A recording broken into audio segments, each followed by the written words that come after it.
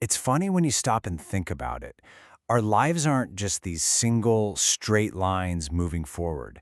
Instead, it's more like this incredibly complex web of journeys, all interconnected. And one person's path can totally change someone else's, sometimes decades down the line. This one idea, that none of us are really going it alone, that's the heart of everything we're about to get into. It really sets the stage for some incredible stories about journeys that couldn't be more different, but they're all threads in the same amazing tapestry. So let's do it.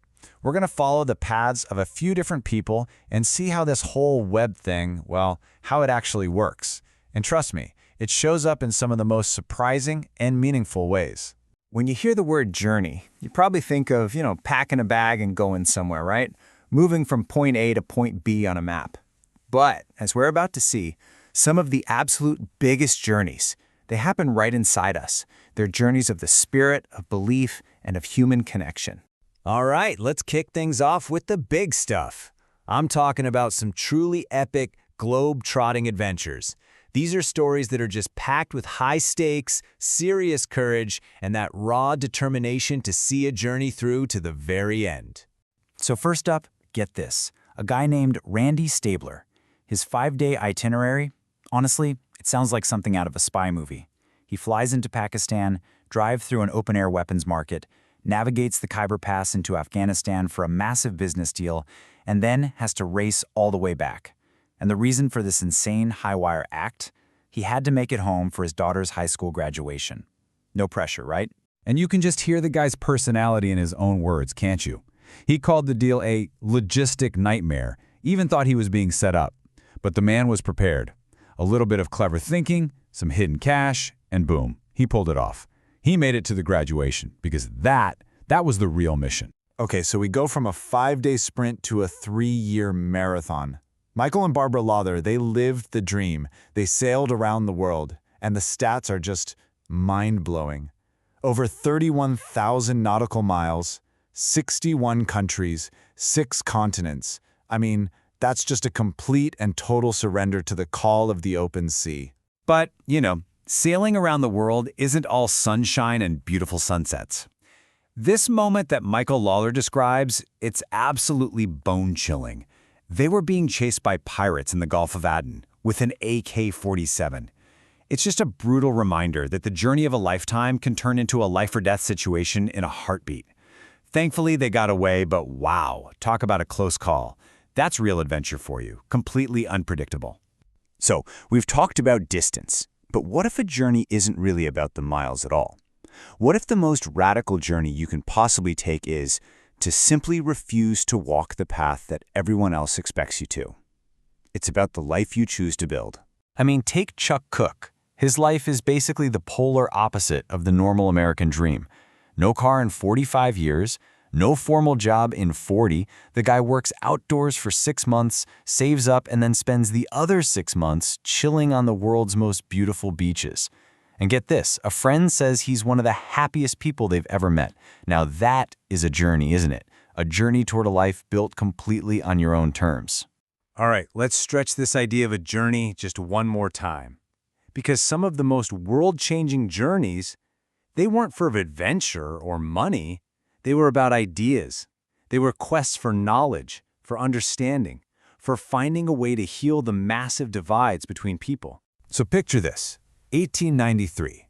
Swami Vivekananda travels west, from India to America, and essentially introduces the core concepts of modern yoga to the Western world, a complete game changer.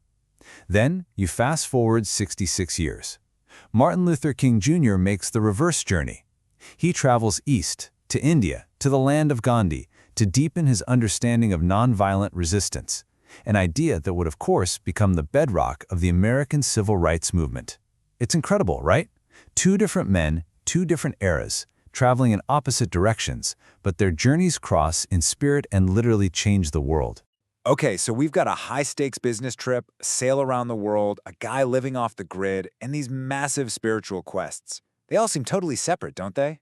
Well, this is where it gets really cool. This is where that web we've been talking about starts to become visible. So how does it all come together? The answer? is kind of wild. It all kicks off with a memory from when someone was just a kid, a vacation to Mexico, and a simple question posted on Facebook almost half a century later. Okay, so here's the first thread. A man named Mark Blackburn finally lives out this dream he's had since he was 10 years old. He climbs to the top of a pyramid. He's so excited, he posts about it on Facebook. And he remembers that this entire dream was sparked by a presentation from his classmate's dad, a classmate he hadn't seen in decades. So at the end of his post, he just asks, does anyone remember what became of him? And then, boom, the web lights up. A mutual friend from their school days sees the post. She knows Paul Cohen. She knows where he is. And just like that, she drops the missing piece of the puzzle right there in the comments. A bridge across 46 years of silence, built in a single second. And this is the moment. The man himself, Paul Cohen, responds. I mean, think about that. One man's journey to a pyramid, which was inspired by another man's journey from 46 years ago, brings them back together. One single travel story posted online closes a nearly 5-decade gap. That's absolutely amazing. You know, there's actually a word for this kind of thing. The psychologist Carl Jung called it synchronicity. It's when events happen that don't have a direct cause and effect link, but they still feel profoundly, meaningfully connected. They're meaningful coincidences. And this story is a perfect example of how our individual journeys create these ripples that connect us all in this invisible web. So what's left behind when the traveling is done? What do these journeys leave in their wake? It's not just memories. It's the stories, it's the lessons, and sometimes it's the most wonderfully real and tangible pieces of a life lived to the fullest. And a legacy doesn't have to be some grand monument. It can be something simple, something every day that carries deep personal meaning and connects us to the people we've lost. Sometimes a legacy is a story you can actually taste. Remember Randy Stabler, the guy who raced through the Khyber Pass? Well, he was also a fantastic cook. And this is his recipe for curry soup. He shared it with a friend before he passed away. This isn't just a list of ingredients. It's a tangible piece of his adventurous spirit. It's a story, an inheritance that you can make and share and pass on. This quote just nails the spirit of every single journey we've talked about today, doesn't it?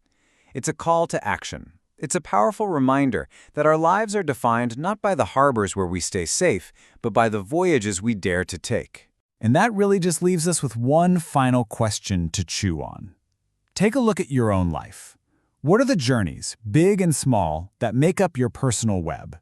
Who inspired them, and whose paths have you crossed, maybe without even knowing it, becoming a part of their web? Your story is in there, just waiting to be discovered.